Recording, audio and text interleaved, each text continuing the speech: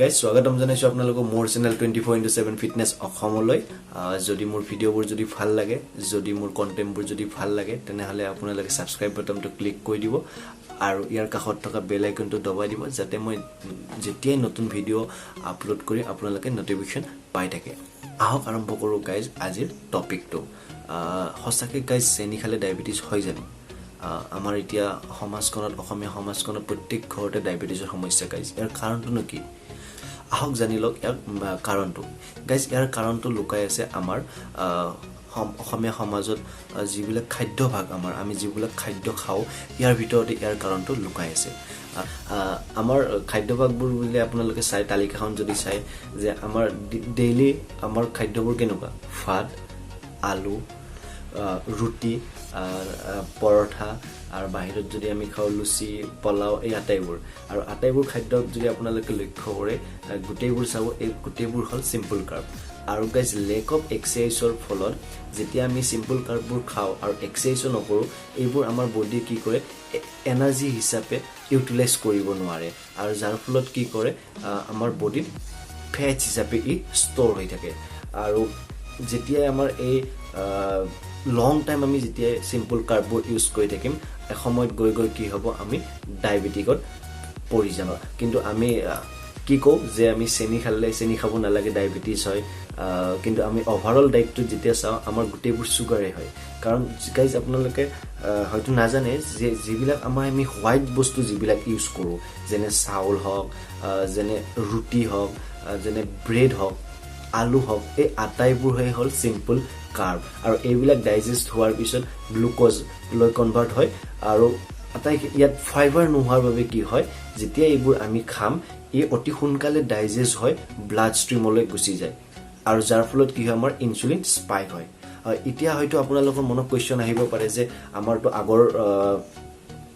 পূৰ্বসকলেওতো ভাতে খাই আছিল সিহঁতৰ ডায়াবেটিস কিয় হোৱা নাই আমাৰ যে ডায়াবেটিস হল কাৰণ কি ডিফাৰেন্স আছে আগৰ দিনত যিবিলাক চাউল ইউজ কৰিছিল সেইবোৰ কি কৰিছিল ঢেকিত ধানবোৰ নি পেলাই চাউল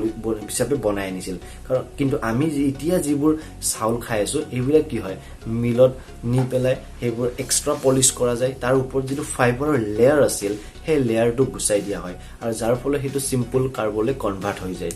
আৰু আমি যেতিয়া আগৰ মানুহখিনি যেতিয়া সেইবোৰ ডায়েট লৈছিল যেটো চাউল হেতু আজিকালি মাৰ্কেটত বিক্ৰী হৈছে ব্ৰাউন ৰাইস হিচাপে যেটো গাইজ ব্ৰাউন ৰাইস বেলে একো বস্তু নহয় ব্ৰাউন ৰাইসৰ ওপৰত খালি জাস্ট আপোনালোকৰ ফাইবাৰটো আছিল আৰু আমাৰ হোৱাইট ৰাইসৰ পৰা আমি এক্সট্ৰা যেতিয়া মিলত পলিশ কৰো সেই ফাইবাৰটো গুচি যোৱাৰ ফলত কি হয় ই ফাইবাৰলেস ডায়েট হিচাপত মানে সিম্পল কাৰ্বলৈ কনভাৰ্ট হৈ যায় আৰু আপোনালোকে জানে আমি দিনটোত এই আটাইবোৰ সিম্পল কাৰ্বে খাই লওঁ কাৰণ গাইজ মই জানো আমাৰ সমাজখনত আমাৰ অসমীয়া সমাজখনৰ খাদ্যভাগৰ ভিতৰত ভাত আলু ৰুটি খালেও আমি হোৱাইট ৰুটিটো বেছিকৈ ইউজ কৰোঁ বাট যিটো হোল গ্ৰেইন যিটো সেই কালাৰটো হ'ল ৰঙা যিটো ঘিউৰ পৰা আটাটো বনোৱা যায় বাট সেইটো কি ফাৰ্ডাৰ ৰিফাইন কৰাৰ পিছত কি হয় হোৱাইট আটালৈ কনভাৰ্ট কৰা যায় যিটো মাৰ্কেটত আপোনাৰ বিক্ৰী হৈ আছে আৰু আমি যেহেতু গাইজ আমি এক্সাৰসাইজ নকৰো আৰু খোজো নাকাৰো বাট এইবোৰ আমি সিম্পল কাৰ্ব লৈ থকাৰ ফলত কি হ'ব লাহে লাহে আমাৰ ইনসুলিন অলপ স্পাইক কৰি থাকিব কৰি এটা সময়ত কি হ'ব ডায়াবেটিসৰ সমস্যাত আমি ভুগিব লগা হৈ যায় গাইজ ডায়াবেটিস হোৱাৰ পিছত এক্সাৰসাইজ কৰি লাভ নাই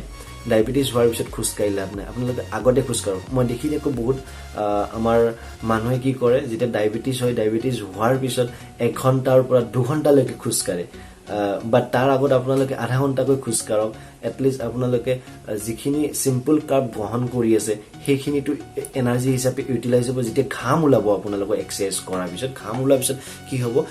যিখিনি আমাৰ এক্সট্ৰা যিটো কেলৰি আছিল সেইটো কি হৈছে বাৰ্ণ হৈ পেলাই সুৱেট হিচাপে ঘাম হিচাপে বাহিৰত ওলাই আহিছে সো গাইজ এটা প্ৰথম কাম হ'ল ডায়াবেটিসৰ পৰা বাচাৰ কাৰণে আপোনালোকে এক্সাৰসাইজ কৰিবই লাগিব এণ্ড সেকেন্ড হ'ল আমি ডায়েট বিলাক ঠিক কৰিব লাগিব আমি হোৱাইট ৰাইস পাইলে দিনটোত এবাৰে খাব লাগিব বাকি দুটা টাইমছ আমি যদি ওটছ খাওঁ যিবিলাক কমপ্লেক্স কাৰ্ব হয়